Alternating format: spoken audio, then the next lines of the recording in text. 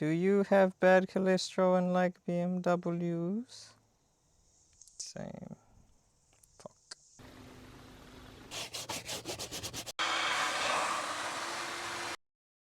So, let's learn. See, this feels really so weird to do. Okay, today is finally the day that we take the seats out of the E46 wagon and we vacuum the inside. But before we do that, I'm forcing myself to learn about cholesterol because mine is So, if you have bad cholesterol and like BMWs, I have found the channel for you. I keep putting off reading about health things, so I'm trying to now get a temptation there to force myself to do it. So why does cholesterol matter to me? Well, I have CKD. If you don't know what that is, you might click on a while later.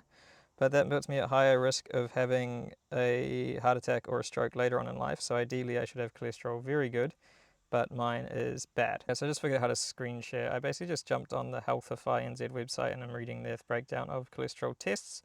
So as you can see, we have LDL, which is the bad one, HDL, which is the good one, triglycerides is store and transport flattened blood, I don't really know, just want to know where they should be. Total cholesterol should be less than 4, and total cholesterol / HDL ratio should be less than 4. So currently, where I'm sitting, which is a little bit like this E46, is my LDL is greater than 5. Pretty bad. HDL is greater than 1, but only at 1.4. So ideally have that one a little bit higher would be nice. I can't remember what my triglycerides are. I think they were 1.6, I think. Anyway, total cholesterol, 7.6, which is not below 4.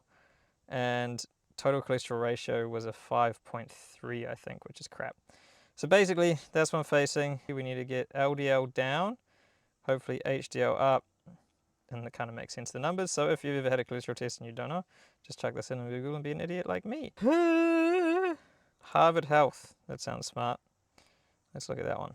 Add these foods to lower LDL cholesterol. So that's my bad cooked one. Okay. So let's learn. Oats. Oats is good.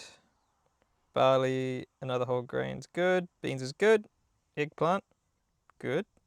Nuts, good. Vegetable oils, good. Apple, strawberry, fruits, good. Fortified with foods fortified with cereals and senols. Does 2 grams of plant cereals and senols a day can lower cholesterol by about 10%. Damn. Soy, fatty fish, well, ocean, we can catch fish. That's good. And fiber. What foods increase LDL? Oh, LDL. So what do we got here? Oh, Harvard again. They sound smart.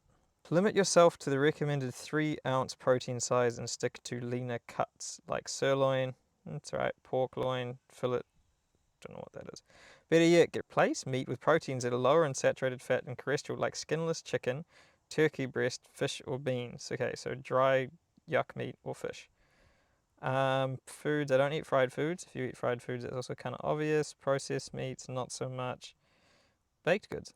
I need to reduce my red meat, reduce my animal fats, because that's what the doctor said. And eat oats, barley, whole grains, nuts, vegetable oils, apples, strawberries, fruits with fortified cereals and senols, soy, fatty fish. Cool, let's get into it. Anyway, I understand that's kind of like a random start to a car video, but like I said, I have to keep myself consistent, and health is kind of like a massive thing of what I do with my spare time now. Also, I'm probably going to stop doing just car stuff, because, well, cars is fun. I kind of like, I don't know, maybe if you've been into cars you understand, I kind of saturated myself in cars to the point where sometimes they're just a bit much and not that enjoyable anymore. So I kind of like still making videos, and I want to keep making videos, but I also want to keep making videos on things that I like. So as that changes from stuff like cars to boats to whatever we are doing, it'll move a bit with that. One of the major plus sides of having a detailing company that didn't take off, maybe the only upside, but one of the major plus sides is having all the cool gear. Like we got the full-on wet vacuum that can give us the old spray and suck out, and our decent vacuum here. So we should actually be able to get this thing pretty damn clean. We just got to get into it.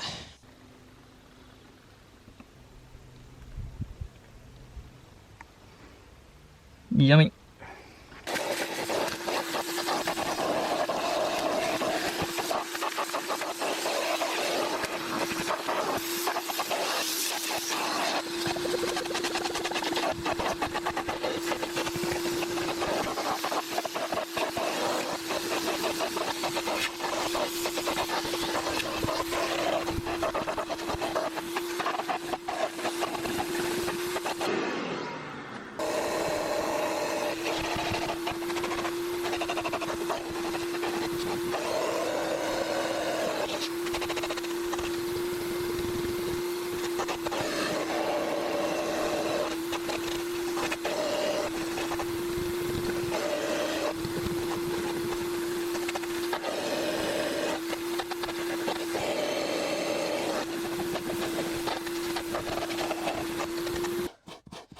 Okay.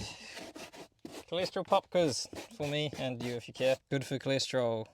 Oats, nuts, fruit, fish, crap. Bad for cholesterol. Red meat, animal fats. Should stick to leaner meats and fish. Baked goods, fried goods, all the goods. This is coming along, but there's so much dirt just baked in here, and obviously being pets as well because there's some animal here. I just want to get all the I don't know, like all the loose large particles out before we start the actual like foaming, cleaning the actual carpet itself. Otherwise we're just going to turn that dust and grit into a nice muddy soup. Definitely like drink spilt here and then down here, and then that's really dark red, which is a little concerning. And then also like drinks, definitely drinks spilt there.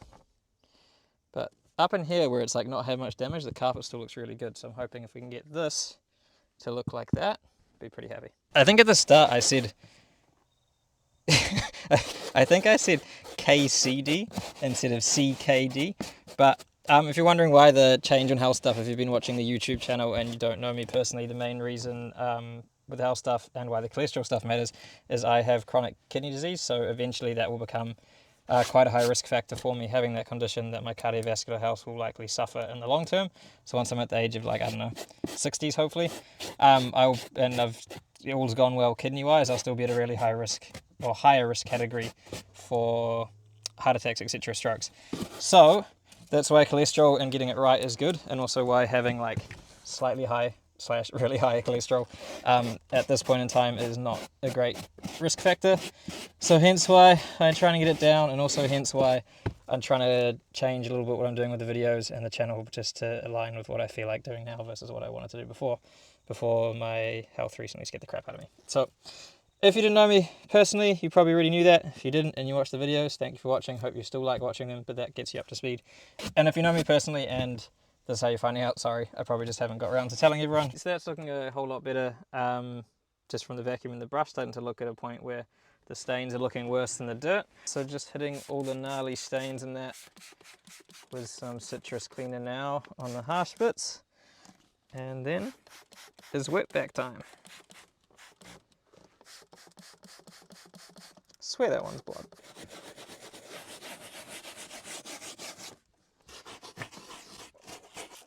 And get some extracts on those spots as well.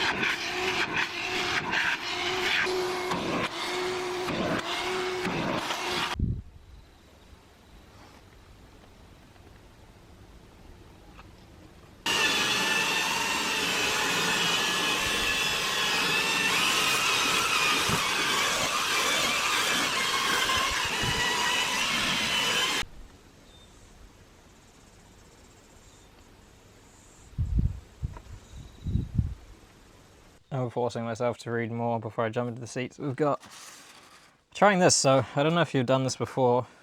I saw it online and actually thought it was like kind of whack, but it works. Tried it out, so you can hopefully see there. I'll bring it up close in a sec if not, but you get the suede and then you get like the knots in it, kind of like a frayed old jumper or hoodie that's got screwed.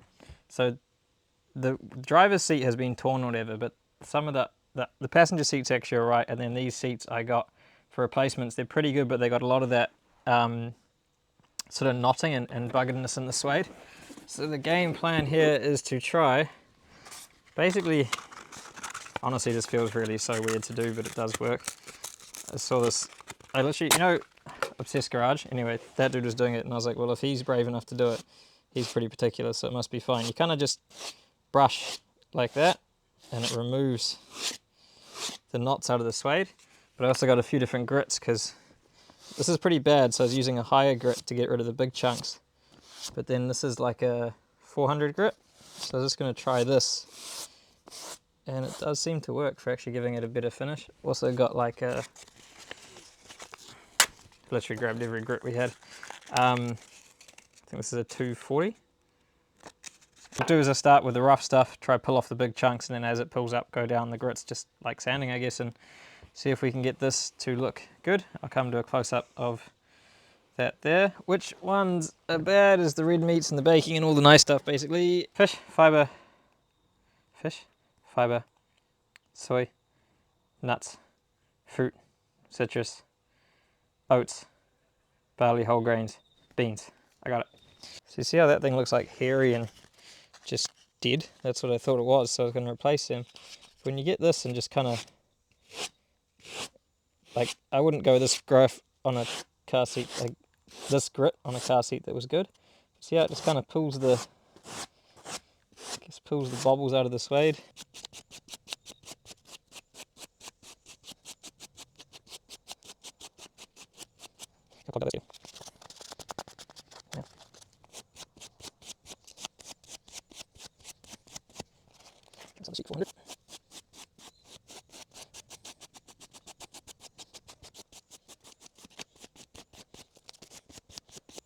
Check out the difference between, like, this is sort of what we started off with, was this really just nasty suede, and that's kind of what it's to already, which is really nice. I haven't done this edge so much, but I did sort of the face more, so you can see that's like the nice factory. If I brush this around, it's actually looking pretty good again, which, I mean, I never would have thought. But I'm going to keep going around, keep doing the seats, keep doing the inside, maybe today, maybe tomorrow, but I'll leave this one here, and just wanted to get a first video back up and get back into the thing of filming, because it's always a bit weird when you haven't done it in a while. But hope you liked watching, hope you like to see that the wagon is finally getting some attention. We can start doing that to the level that I want to do it to. We'll get back into it and keep moving from here, so hope you like it, and if you did, see you in the next one. Bye.